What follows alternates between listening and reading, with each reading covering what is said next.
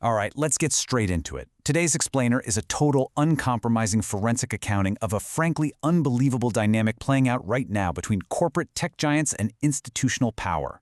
Make no mistake, we are not glossing over the details today. We are naming names. We're talking about Pope Leo XIV, we're talking about Sam Altman, Chris Olah, and the entire operation over at Anthropic. This isn't your average tech review. We are following our source text step by step, tearing down exactly how corporate defense language gets completely sanitized and legitimized by sacred terminology. You need to hear this. Here is the rigorous step-by-step roadmap we're following to expose this PR machine. First, the Vatican's accidental AI PR. Second, the fundamental choice between Babel and Nehemiah. Third, what we're calling the book grinder reality. Fourth, how AI product expansion gets baptized. Fifth, the invisible labor and war contracts they don't want you looking at. And finally, Section 6, the actual baptism mechanism itself. Let's go. Section 1, the Vatican's accidental AI PR. We're looking at anthropo-vocabulary and corporate defense. We're diving straight into Pope Leo XIV's recent text, Magnifica Humanitas, and I want you to look closely at the vocabulary here. The Pope frames the whole AI conversation along this anthro line, talking about anthropological coherence and anthropological regression. Now, it is absolutely no coincidence that this exact prefix, anthro, perfectly mirrors the brand identity, the company name, and the PR language of Anthropic and their model Claude. Look at the overlap. Anthropic sells safety, alignment, and interpretability. The Pope gives them the moral high ground with human dignity, moral frameworks, and transparency. Anthropic's corporate headings literally just gained wholly moral counterparts without anyone having to establish a single concrete crime scene or point of accountability. It is wild. And this mirroring doesn't stop, it continues through the entire document. Anthropic talks about societal impacts in economic research. The Pope warns of anthropological regression and human impact. Anthropic pitches Claude as your brilliant friend, and the Pope cautions against the imitation of empathy. Make no mistake about what's happening here. The Pope didn't just acquit Anthropic. He did something functionally way more powerful. He took their pre-packaged corporate defense vocabulary and elevated it into this theological, anthropological higher language. It is the ultimate PR shield. Section 2, between Babel and Nehemiah, the partner in reconstruction. The papal text sets up a fundamental choice for the tech age. On one side, you have Babel, representing pride, chaos, and homogenization. On the other, Nehemiah, representing responsible reconstruction. Our source brilliantly applies this to the current market.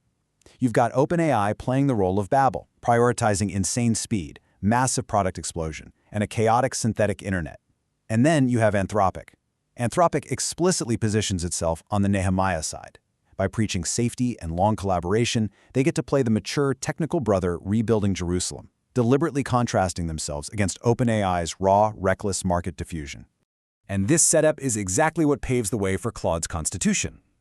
The Vatican boldly claims that technology is never neutral. But ironically, that claim kicks the door wide open for Claude's constitution to be the savior. Instead of anyone stepping back and judging this document for what it really is, a private company aggressively writing morality rules for a machine's interaction with humanity, it gets masked as transparent alignment. It's private corporate morality presented as an absolute public good. Section 3, the book grinder reality. This is where we turn cultural circulation into raw data. We're done with the philosophical fluff. Let's look at the absolute material reality the Vatican completely ignored, the book grinder. Look at this brutal four-step life cycle. Step 1, they buy up printed and secondhand books. Step 2, they literally rip off the bindings and digitize the pages. Step 3, the physical copies are destroyed. Step 4, human cultural circulation is ground down into raw training input.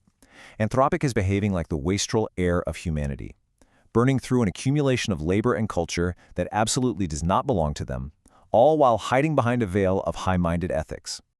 Section 4, baptizing AI product expansion, using careful use as corporate cover. When the Pope uses a phrase like valuable tool but careful use, it sounds like a stern warning, right? Wrong. It's an ethical cover that completely baptizes Anthropic's aggressive product expansion into global institutions. Look at this massive list of unopened files the Vatican just bypassed. Agentic AI, the API chain, model weight leakage, the synthetic internet, benchmark ideology, loss-making scaling. the open versus closed model conflict. They ignored all of this concrete reality, and that works entirely in Anthropic's favor. Because here is the truth. Claude is no longer just a cute little chat window. It is writing code, it's preparing legal drafts, it is performing concrete actions deep inside institutional systems. An assistant just gives you answers, but an agentic AI leaves permanent traces in the real world. Calling a system with that kind of power a mere valuable tool isn't just insufficient, it's dangerously naive. Section 5, Invisible Labor and War. The screens before the button.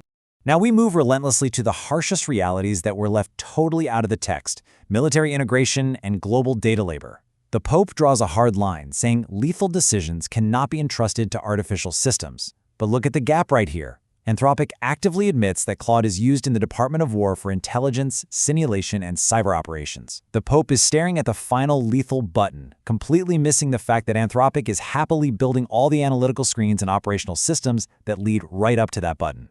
And let's name the invisible exploited labor chain that makes this whole thing possible. Labeling data, scoring answers for RLHF, moderating deeply harmful toxic content, producing red team data, scanning books. This is the invisible global workforce that makes Claude look harmless and good-natured. Safety isn't just clever code. It is built on the backs of extensive, often low-paid human grinding. Section 6. The Baptism Mechanism. Writing the Corporate Defense. This is where we synthesize exactly how this whole mechanism functions. It takes general ethical concern and converts it into pure corporate PR. The company logo is not blessed. The company's language of legitimacy is blessed. The product name is not baptized. The product's defense language is baptized. The Vatican's broad moral demands didn't regulate a damn thing. They just turned into top-tier PR accreditation for Anthropic's product showcase. I want you to hear this final, uncompromising quote from the source text, and I want it to sink in. The Vatican did not defend Anthropic. It wrote Anthropic's defense. Absolutely brutal and completely accurate. So I'm leaving you with this final, critical thought. If the highest moral authorities in the world are inadvertently laundering the PR of tech giants, who else is writing defense language for corporate monopolies? You need to actively scrutinize how institutional power sanitizes corporate greed. Do not look away.